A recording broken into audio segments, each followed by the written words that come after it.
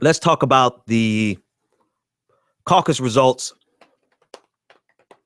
out of Wyoming, I believe. Yeah, Wyoming. All right. So not only in Wisconsin did Bernie Sanders thump Hillary Clinton. Let me pull the Wisconsin results up as well. But he thumped her in Wyoming over the weekend. What was it? About 13 points. Let me do the math. So 11 points. At the end of the day, it was about 11 points that he thumped Hillary Clinton. Morning Joe did a great segment this morning, surprisingly great, about the corruption in the system for Democrats, as well as the overall system, but Democrats in general. And as much as I would love to play that clip for you, MSNBC is rather draconian in their copyright infringements. So I can't play it for you this morning, today, but I can describe it to you, where he went on a terrific rant about how Democrats always complain about voter suppression, particularly as it comes from the Republican Party, which it does. It absolutely does come from the Republican Party.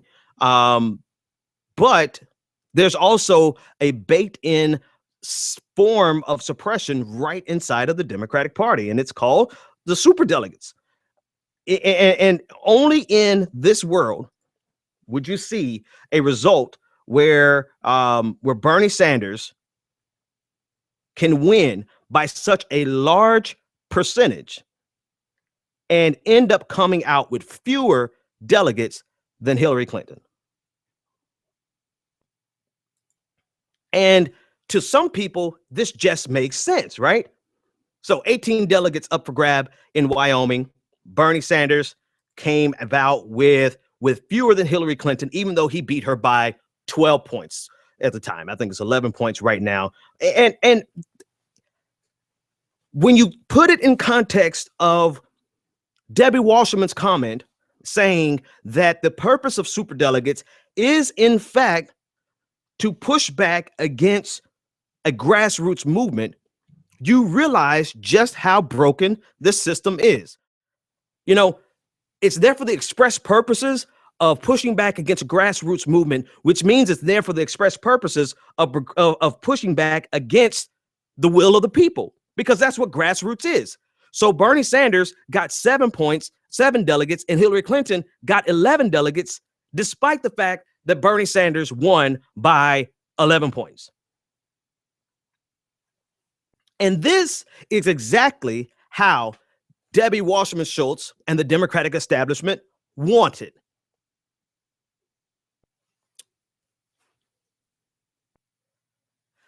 As much as we're fighting very vigorously, as much as people are fighting very vigorously to get Bernie Sanders elected, the real fight is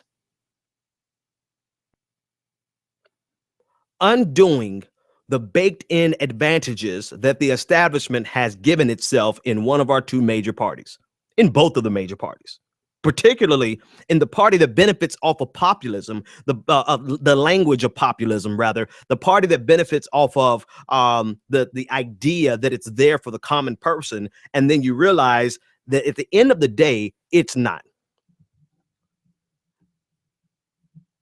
And what else is disturbing about this is how willing people are to use this system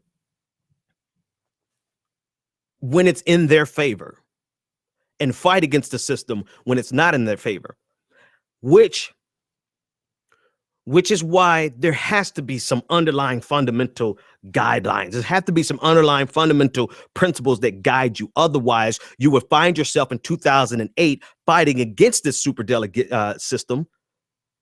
And then in 2016, because it's in the favor of the candidate that you like, you're fighting for this superdelegate system.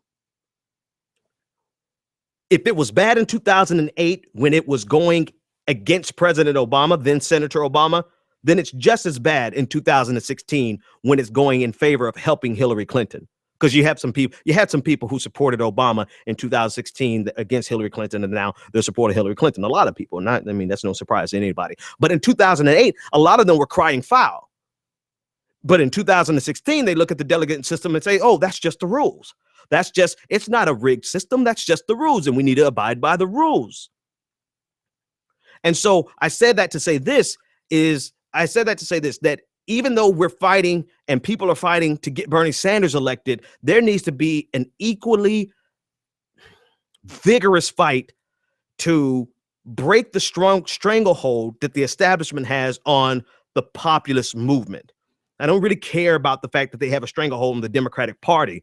It has to break we have to break the stranglehold that they have, being the de facto representative of populism in the United States of America.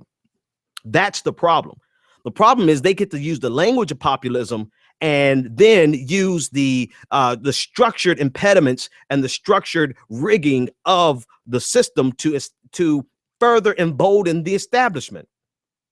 They get it both ways. They get to cry that they are for the people and they're for the middle class, but in the same time, they're doing things, neoliberal economics, they're doing things in favor of big corporations to the detriment of the middle class. I mean, the Democratic Party has it made. When you think about it, they can feign disgust against the Republicans for being in favor of big business, all the while they're simultaneously in favor of big business to the detriment of labor. Then they get to say that they are the party of the people, and they get the force of grassroots without ever having to capitulate to grassroots. Right? They get to say we are the populist party, but at the same time, they get to use super delegates to make sure that the establishment has its way above the populist movement. The Democrats have it made.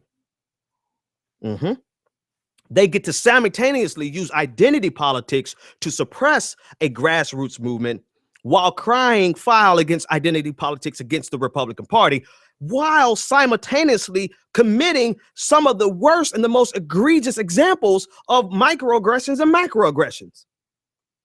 Let me make that one plain. Hillary Clinton's campaign gets to benefit off of crying racism against Bernie Sanders while simultaneously using a colored people joke today or this weekend, and simultaneously Bill Clinton having his Sister Soldier moment part 2 by putting Black Lives Matter in check and then almost apologizing, but not quite apologizing.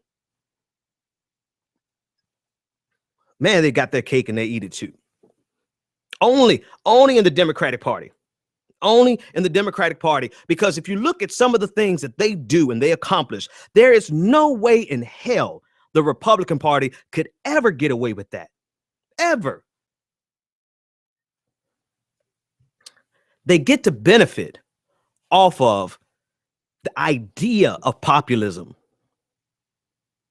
while simultaneously suppressing populism. Just like, let me show you another comparison that I think you might identify with more.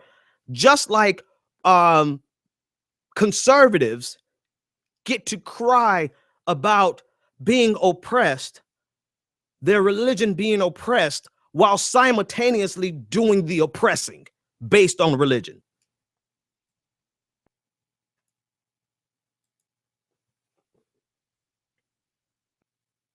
You guys understand? You understand that what is it? Hypocrisy. There's no better word than hypocrisy. And that's what you see in the Wyoming. Let me come full circle. That's what you see. You see the populist sentiment, the popular vote in that state says that Bernie Sanders crushed Hillary Clinton.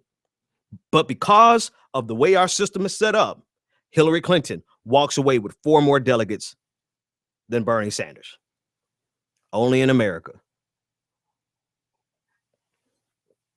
And even though the Republican Party doesn't directly benefit or have the control of super delegates, they have their qualms too. They have their problems. They're going to go to a contested convention. They're going to go to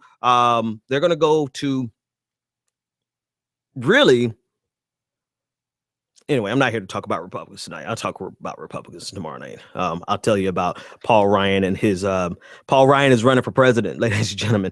But anyway, the Democratic Party, this is atrocious. So this is what you do. Instead of feeling frustrated and thinking that your vote doesn't count, get involved on the level where your actions count more than even your vote. Get involved in your local party, get involved in your local precinct, get involved on the county level, help change the rules. And I don't even think it's I